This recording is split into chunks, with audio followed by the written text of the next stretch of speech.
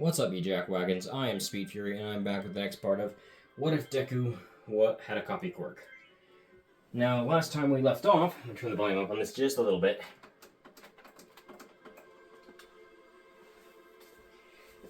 They had all just got their acceptance letters to UA, and Deku had gotten first place, as well as All Might being very interested in Deku.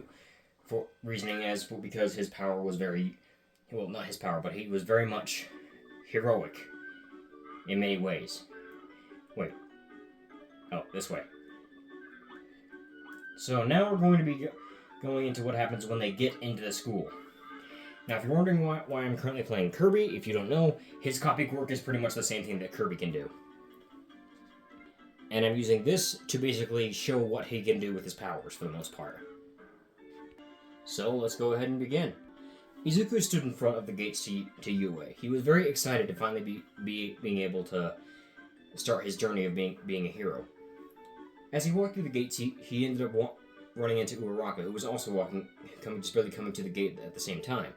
The two decided to head to class together. Bakugo had already headed ahead of Izuku to get to class quicker.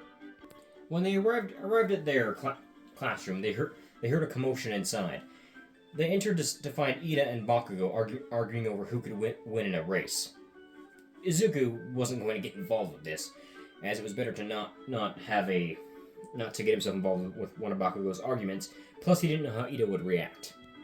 He looked around the class to see his other fellow classmates. One of which was a pink-skinned girl with pink, long, curly hair. Every now and then, she could be seen reaching into her hair and pulling random things out of it, as though there was enough room to fit them in there. At one point, she even pulled out what looked like it looked like a full-on cannon, but she realized that it wasn't what she was looking for and put it back in. This was Mina Ashido. Now, Mina Ashido is one of the few characters in this story that has a different quirk. In her case, her quirk is pretty much the same powers that Pinkie Pie from My Little Pony Equestria Girls has. And a bit of a mixture of the pony version as well. So basically, she has sort of Toon Force abilities and also can cause sprinkles and bakery things to explode. Similar to Bakugo's quirk, but she has to have sprinkles on hand. There's another boy with mid-length hair. He had a constant smirk on his face and his he seemed to have stretchy powers of some kind. Although these stretchy powers were more along the lines of his body being mostly made of rubber. Or that's what it seemed to be, at least. There was also a girl that had a frog-like appearance, but her skin was blue. She also seemed to have what appeared to be horn-like protrusions on the side of her head, and her tongue wrapped around her neck. It was a very long tongue. The weird thing was, though, you couldn't really tell it was her tongue unless you looked hard enough, because it was also covered. The tongue was wrapped around her neck and draping down her back like a scarf, and the scarf also covered up her mouth, so you couldn't really see her mouth. A girl with a long black spiky ponytail was also seen in the back.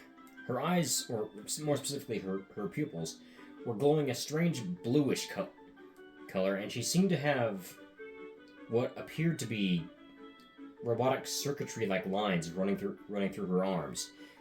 Although they could have just misunderstood this for a weird glow coming from her body.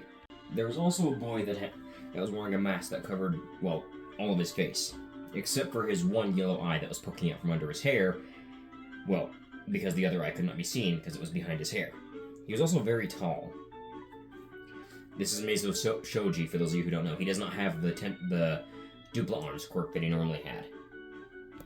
He also had what looked like a very, very dangerous-looking sword sitting next to his desk. Finally, there was a girl with what looked like very messy and curly green and yellow hair.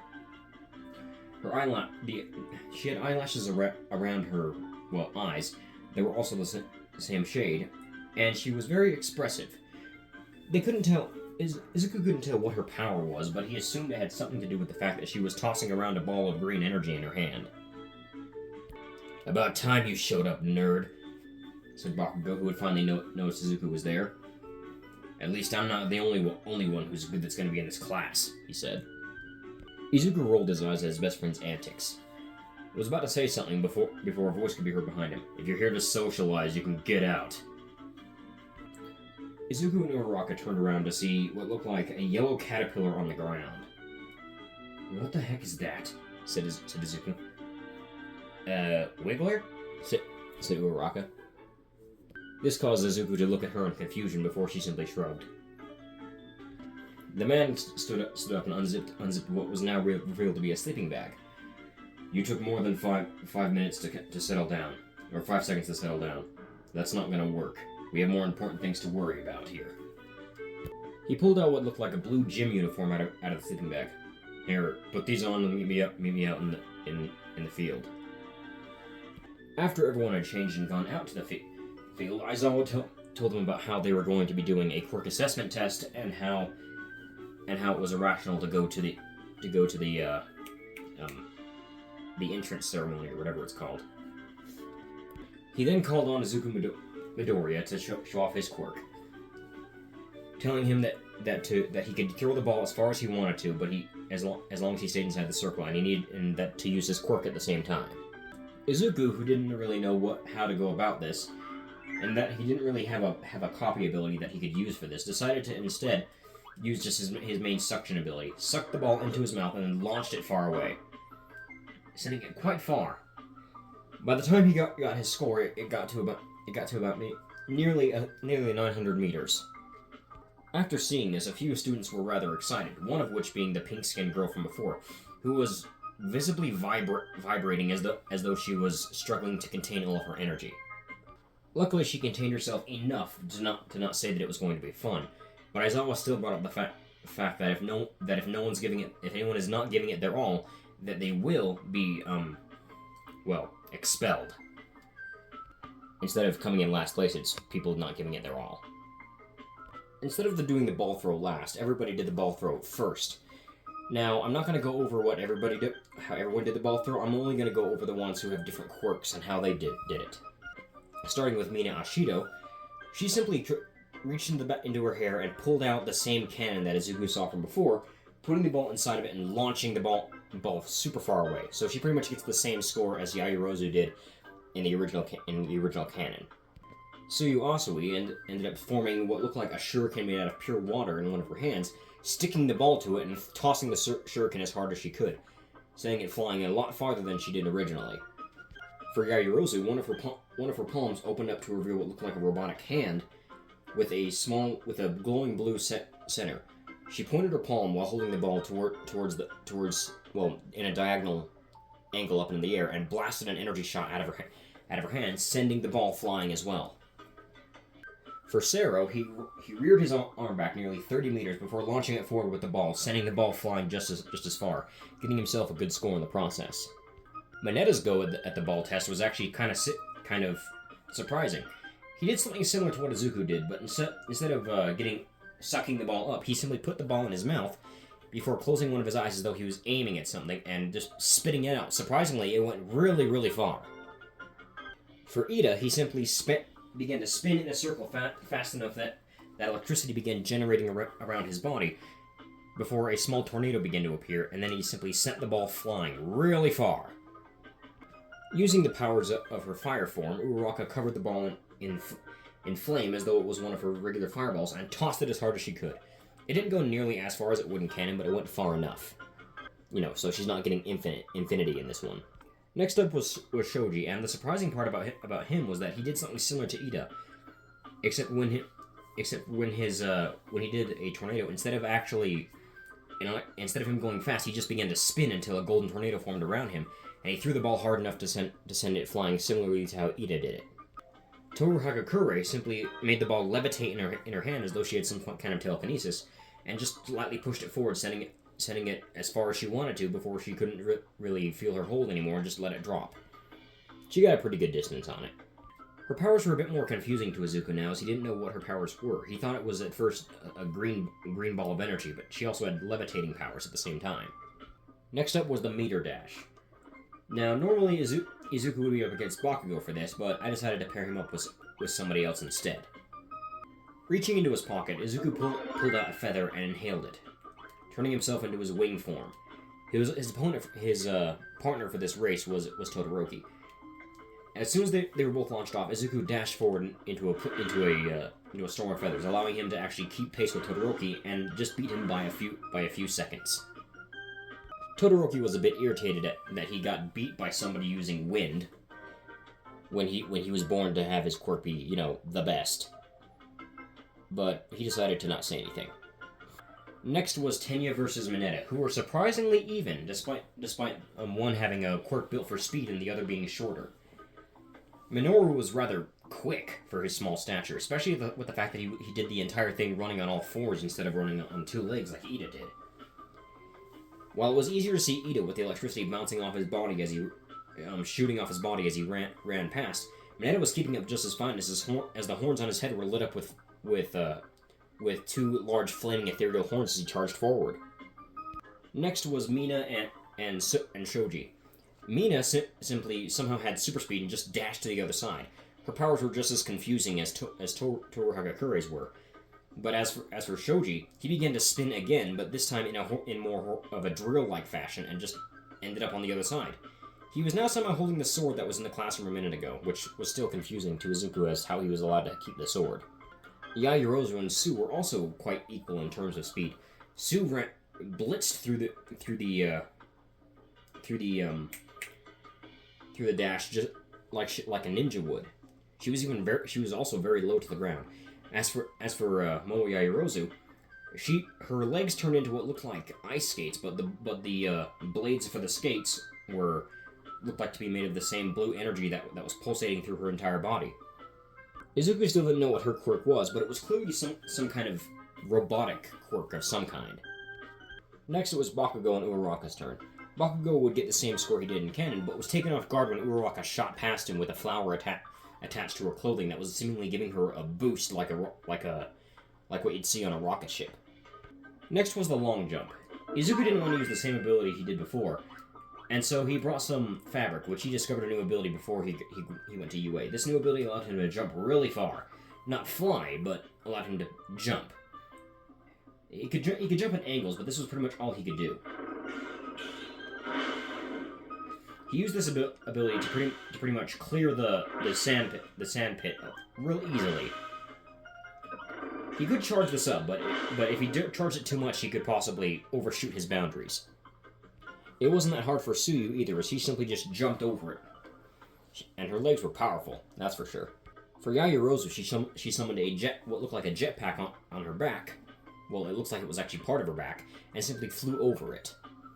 This was the same for Shoji, however, instead of growing a jetpack out of his back, two large bat wings came out of his back instead, and he simply jumped and glided over the sandpit.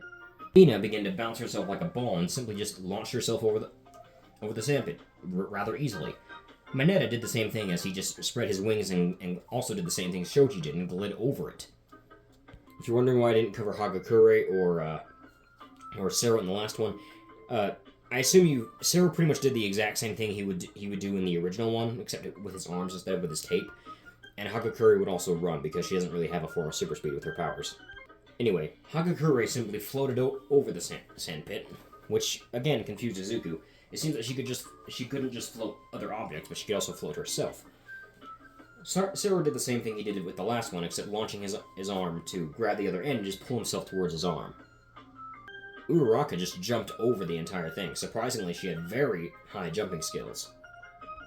Ida curled himself into a ball like he did at the entrance exam and began to rev himself up like a tire before launching himself forward and jumping over the sandpit, clearing it pretty easily. Next was the seated toe touch. Yeah, Izuku, Mina, Sero, and Su were the leaders of that one. Remember, Izuku has a very malleable body. Mina already was the leader of it in the last one, and now she would be even more of the leader of it because of the fact that she's got Pinkie Pie's powers. Sero's body is made of rubber, so that's that, and Suyu is more flexible than she would be in the original one because she has Greninja's powers. Next was the grip strength, another one that Izuku was able to do rather well by just inhaling a rock and turning his fist into a stone and crushing the machine in his hands. Wrong button.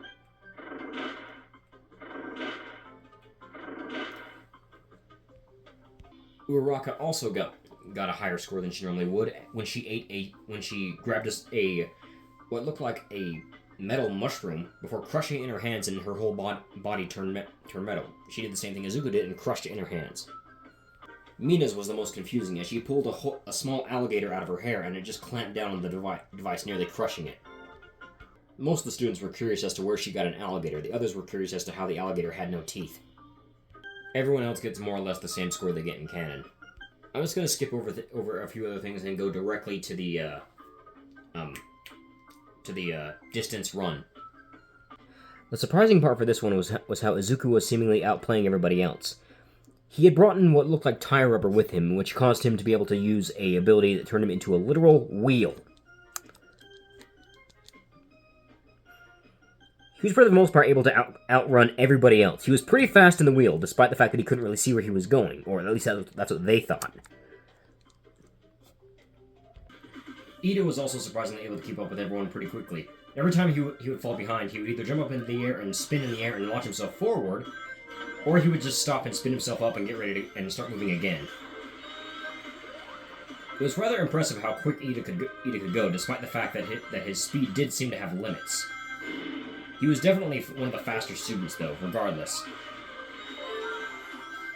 If he got going enough, he could actually give himself enough of a boost that he actually couldn't keep his arms to his sides anymore and would have to, like, just let his arms fall behind him. He would look like he would be trying to mimic that one anime about the ninjas whenever he would do this. Mineta was also surprisingly able to keep up with the group by simply charging forward while the horns appeared on his head again. Although he did run out of breath every now and then, whenever that would happen, surprisingly, a face of himself would shoot out and attack anybody that was in close proximity. Mineta apologized for this, as it wasn't really his intention to actually attack anybody, but that part of his quirk kind of had the mind of its own, as it was kind of sentient.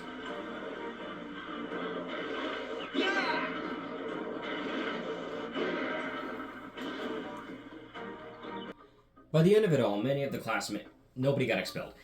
And many of Izuku's classmates were very interested to see how his quirk worked. They wanted to see what else he could make with it, especially when they were told that his copy quirk is odd, as it copies, like, it gives him his own power from whatever that isn't exactly the same as whatever he inhaled. For instance, when he explained about how when he attempted to inhale one of Bakugo's quirk, instead of giving him the same power, it gave him a one-use ability that caused a massive explosion, instead of just being able to shoot explosions from his hands. When he attempted to eat one of Bakugo's hairs, instead of giving him the same quirk, it gave him the ability to literally spawn bombs in his hands and toss them. This intrigued a lot of the classmates, as they wanted to see what other kinds of powers he could obtain. Izuku was happy to show them, but he wanted to try out something that he had been meaning to try for a while now, and wanted to see how well it would work.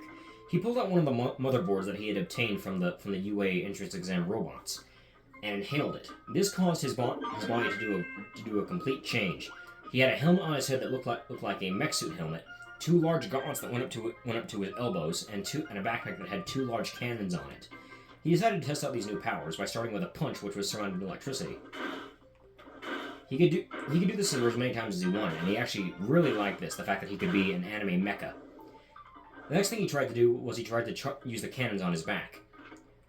They shot multiple little small lasers out of them, didn't really do much. He wondered if he could charge it like he did with the sword, so he tried. He could charge it up to a max of 2 charges before releasing it, sending out a blast of energy, or electricity, or something like that. He could actually store the charge for later, too. A medium charge was just a simple bigger blast. He could also fire just a single blast from the cannons as well, but he liked the charged up one more, especially with the fact that he could contain it for later and just save it. He could also use seemingly flaming fire palms.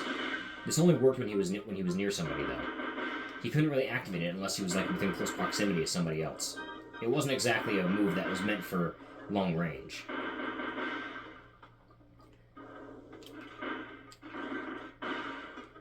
He could, however, use both the electric cannons and the fire palms if he charged them both at the same time. It would launch him into the air, and he would fire off an explosion from all 4 ends. Wrong button.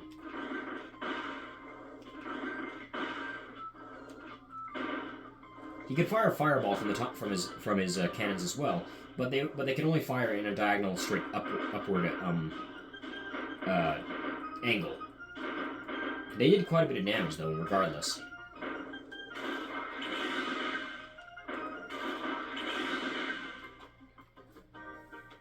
Suffice to say, this new ability was now his favorite. Rikido Sato came up and said if he got strange powers from eating people's hairs, why not try his? So he pulled out one of his hairs and gave it to Izuku. To Izuku's surprise, it did give him a power, but not what he was expecting. He expected to become like super strong like Sato, but instead, a bandana appeared on his head, and he seemed to all of a sudden have knowledge of multiple different forms of combat.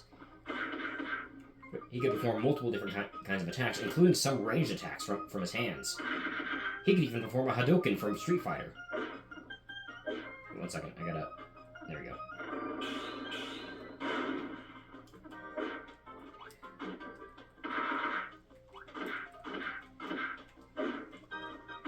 And a Shoryuken as well.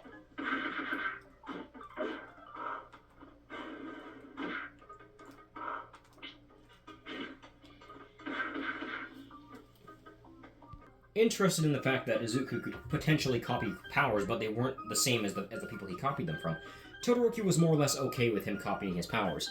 But he also said that he'd have to try his two different colored hairs, because depending on the side of his body, depended on what quirk he used. He also believed it would be okay since his power would not be the same as his father's. But Izuku already let him know that his fire quirk wasn't exactly the same, as he already had tested the fire ability out, and he was pretty sure it would just end up the same, because he has tried using the fire ability with other forms of inhaling, and it all ended the same. But he hasn't tried ice yet, so Todoroki gave him one of his white hairs. This caused Izuku to gain what looked like a glacier-like crown on his head, and he was able to ice skate without actually having ice skates. He could also have a weird crystal-like freezing thing around his body, and could breathe icy-like wind. It wasn't really that much that he could do, but it was still interesting that he could do it regardless. He wondered if it could be upgraded, like how he accidentally upgraded the sword. When asked about this, he said that some of his abilities can be upgraded but when he inhales something else along with it. He didn't know how to do this, but the last time this happened is when he accidentally inhaled a butterfly while trying to use the sword ability at the same time. Suyu then wanted to ask it what would happen if he would copy her powers, and he didn't know. He guessed it would give him some kind of frog abilities, so when Suyu gave him one of her hairs, instead of giving him frog abilities, it turned him into an actual ninja. He had a ninja outfit and a katana and everything. He could throw a bunch of kunai, stick to walls if he chose to. He could also cause smoke bombs that did actual damage to people.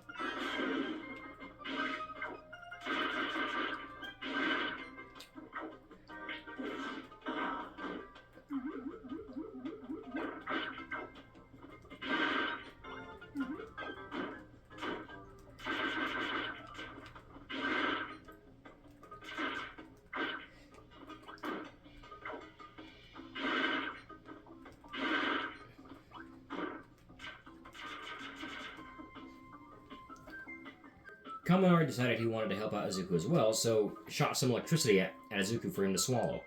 Upon doing so, he had a weird sparky-like crown on his head, and he could fire small bits of electricity as well as surround himself with an electric vortex. If he moved around enough times, enough energy barrier could be formed around him to where he could blast it and have a much bigger ranged attack. However, this took time for him to charge up, and it seemed like a detriment to him more than actually helpful. He could shoot lightning bolts upwards too, but once again, that really wasn't helpful. It would be more helpful if he could just shoot electricity from any part of his body instead of specifically upwards or downwards.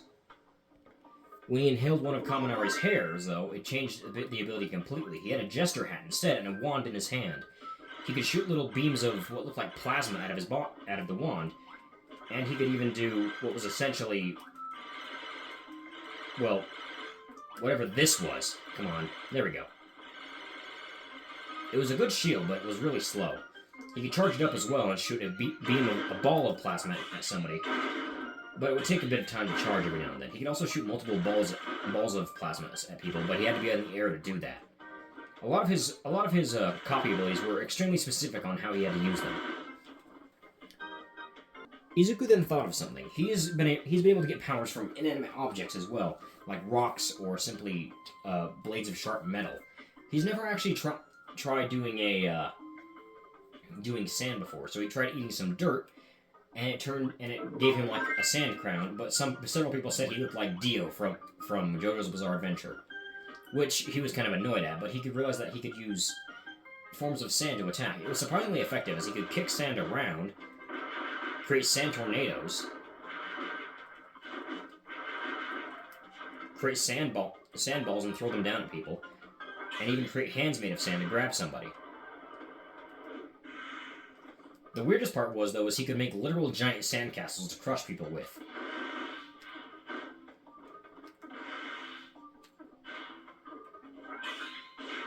He could also hide in sand, and surprisingly, while he was under the sand, he was pretty much invulnerable. Nobody could hurt him. Even if they attacked the sand completely, it would just pass through him as though he wasn't there. That would be very useful for when he had to defend himself. He wondered what else that could entail for him. Bakugo then brought up, why didn't you tell him about the time you became Mary Poppins? Izuku didn't want to talk about the Mary Poppins incident, but all of his classmates were curious about it. This resulted in Bakugo pulling out one of his, he keeps a few umbrellas on him just in case he wants to mess with Izuku when he's mid-inhale. Izuku then proceeded to inhale the umbrella to show them what it was. He didn't get a new hat or anything, but an umbrella appeared in his hands, the umbrella having a star on the top of it. He showed them what he meant by going up to the roof and jumping up by turning into his balloon form, like this. And then jumping off, showing that he could just float down with the umbrella. Everybody kind of amused at the fact that he could float down like Mary Poppins, wondering what other use there was for this umbrella. He said that he could also make the umbrella bigger and so it can cover more people, and the umbrella was very durable. He could also use it for a means of attack, which actually did quite a bit of damage. Especially the whole dashing and piercing thing that he could do with it. That part kind of scared some people, as the umbrella was kind of powerful, despite the fact that it was an umbrella.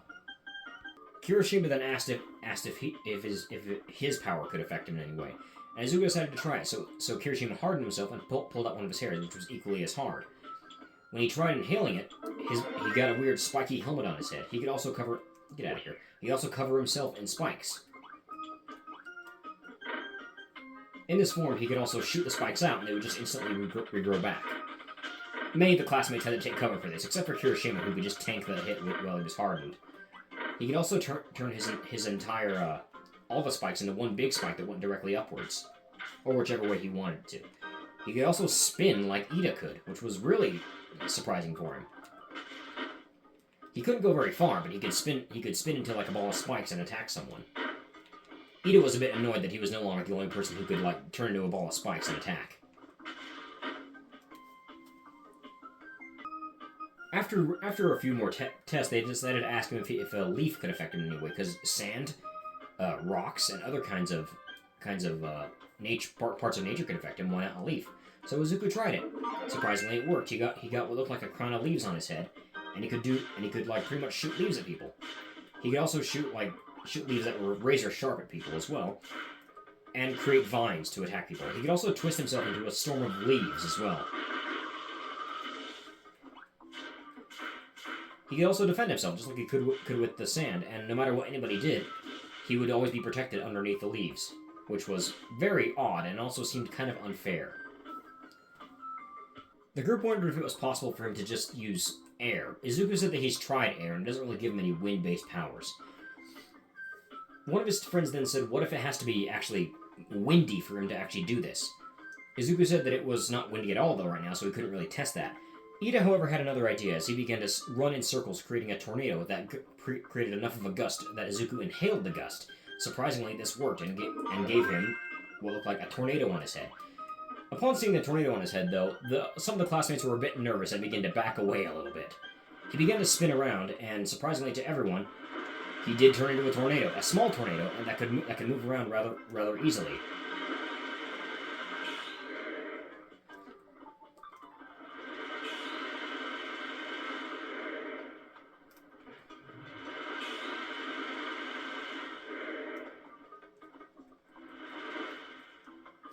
That's pretty much all he could do. It was then that people were brought back to the whole him eating a bug that gives him turned his sword into a butterfly sword. They wondered if him eating other bugs could cause him to use other bug-like powers. And so the group began to search the outdoor area for bugs. It wasn't too long until they found one. That bug being a spider, which most of the girls refused to touch, but Izuku simply inhaled the bug just to make the girls feel better. He got a hat on his head that looked like that had 6 gems on the front of it, that looked kind of like spider's eyes. The hat underneath the hat were like 3 little, not 3, but 8 spider legs that made him look kind of like he had dreadlocks. He could shoot webs now out of his hands, up to 3 at once if he wanted to. He could also use web spikes that went directly upwards as a way of defense, or create a web trampoline for people to jump off of. Whoops, I didn't mean to do that. He could also create a web around himself for defense, in case anybody tried to get too close.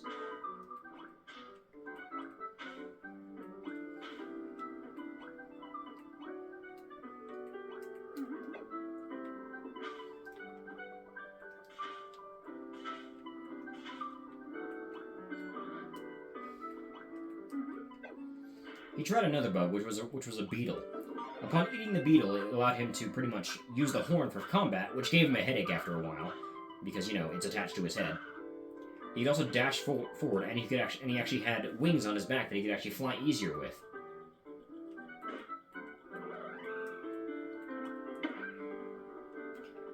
Jiro decided that she might as well get in on the action too, and gave him one of her hairs to try and eat.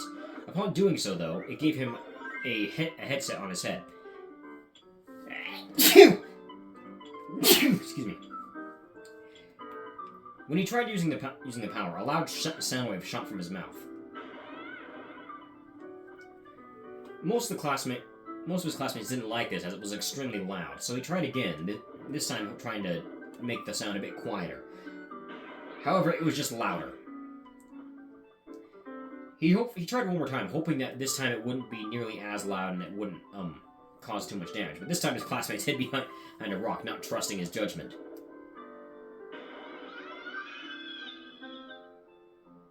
Unfortunately, this caused a lot more property damage than the last two, and then the power disappeared. Izuku then realized he had found a new form of ability that only had limited uses, having only 3 uses before it just wore off and went away. He then explained to his friends that some of his abilities can actually be influenced by elemental powers. This grabbed the attention of a few of his classmates, though specifically the ones that had elemental-like abilities. Todoroki was kind of interested as he could use his ice powers to give Izuku a boost. Bakugo could already knew about the fire boost that he could give to Izuku with his quirk explosion, and any of the electric students could also give him a boost. They didn't know about wind, though, or how that would work. But they decided to try it, so Izuku went for a sword ability. And then he went to Kaminari to ask him for assistance in the first one, which was electricity. Hold on a second, where's the electric one? There he is. Lifting the sword up over to Kaminari, he shocked the sword, covering it in green electricity. Of course, Kaminari's electricity is yellow, but the sword that became green. Anytime he would slash, it would cause multiple. If he would hit hard enough, it would cause a weird electric shock from the sky that would hit his sword, but also do damage around the immediate area. His charge was also affected by this, as it would cause an electric bolt to hit him. He would spin, and then another burst of electricity would shoot from his sword. He could also leave electric trails behind him if he dashed forward, but that was for the most part the main abilities for his sword. He decided to get Todoroki's help for the next one. I did not mean to get rid of the sword. Get back here. There we go. Let's go ahead and Todoroki used his ice to freeze Izuku's sword this time around, and it caused the sword to turn, into an ice blade. Dang it, man, I wanted the sword, not that. I wanted the ice, not that. There we go. For Izuku's new powers, he could leave behind trails of ice, which, upon touching, anyone would freeze. He could create a pillar of ice before slashing it down, creating ice chunks that flew at enemies. Oh, come on, man, stop doing that. Okay, let's try that again.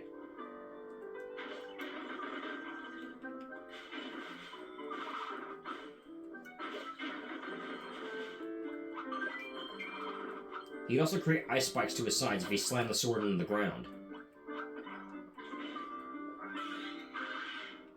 Or if he charged it up, too. It was very versatile. Dang it, I just lost my sword.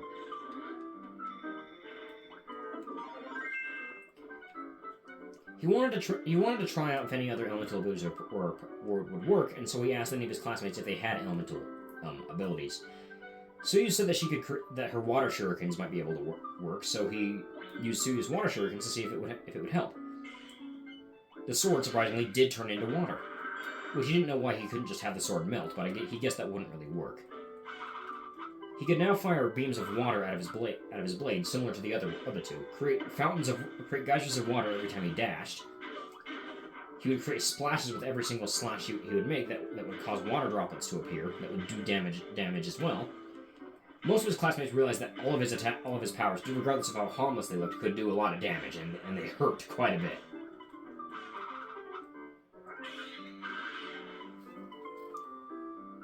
Remembering that some of his powers could be considered as more goofy or useless, he wanted to see what would happen if he ever thought about inhaling a broom. Just like he thought, it was a goofy power. It gave him a broom and a thing tied around and a bandana tied around his head. The broom caused air manipulation like abilities, and he could also sweep people up in the broom, which was somewhat amusing, to be honest. He did this with Mineta and kind of just swept him across the room. Him kind of screaming as he was forcibly span around in the air like a ball of wind as Izuku was sweeping him around.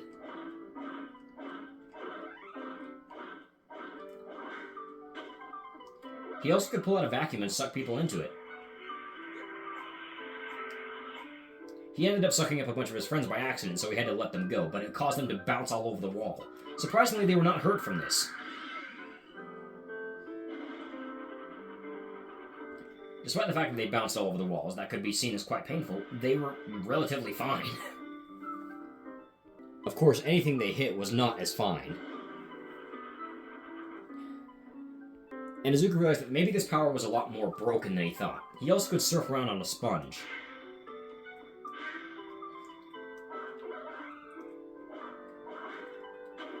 And throw buckets of water at people. But his favorite part about the whole power was the fact that he could ride the broom like a broomstick. This resulted in several people commenting that he was now Harry Potter because he could ride a broom like Harry Potter could. Feeling rather mischievous, Mina wanted to see if Izuku could inhale her cannon, and so she pulled it out and asked him to eat the cannon. Several of the classmates began to hide behind several walls and other buildings because they didn't want to know what would happen if Izuku ate that. In doing so, it actually gave him, well, a gun. It gave him a literal gun.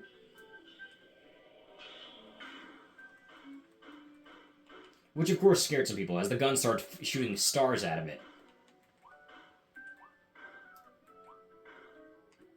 Luckily, it didn't do too much damage, and it wasn't as threatening as they thought it would be, as he could only fire a single shot at a time, and other than that, it wouldn't really do much. He could charge it up, and it would fire a much larger shot, but other than that, it was perfectly fine. For the most part, it stunned people, unless he actually meant for it to really hurt them. But that's where we'll end the story for now. If you enjoyed, like and subscribe. I will see you next time. But once again, before we go, let's go beat the crap out of Mr. Sandbag some more.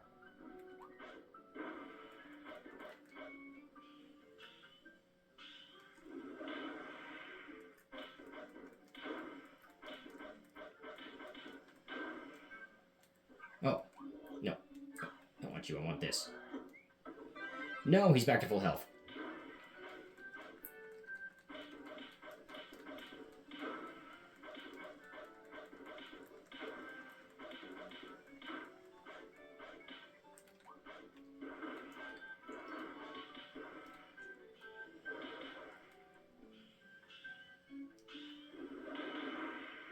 He's dead.